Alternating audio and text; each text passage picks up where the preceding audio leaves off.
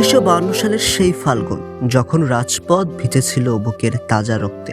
শুধু একটি অধিকারের জন্য, নিজের ভাষায় কথা বলার অধিকার। রফিক, সালাম, বরকত, জব্বার নামগুলো শুধু নাম নয়, আমাদের অস্তিত্বের ভিত্তি। তারা জীবন দিয়ে শিখিয়ে গেছেন মায়ের ভাষা কেড়ে নেওয়ার সাধ্য কারণে। আজ সেই 21 শুধু আমাদের নয়, সারা বিশ্বের আন্তর্জাতিক মাতৃভাষা দিবস হিসেবে, যা আজ প্রতিটি জাতির নিজ ভাষা রক্ষার অনুপ্রেরণা।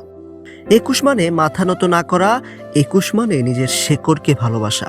আসুন ভাষার প্রতি এই প্রেম ধরে রাখি প্রতিটি নিঃশ্বাসে। জয় হোক বাংলার, জয় হোক বাংলা ভাষার। অমর 21শে ফেব্রুয়ারির সবাইকে শুভেচ্ছা।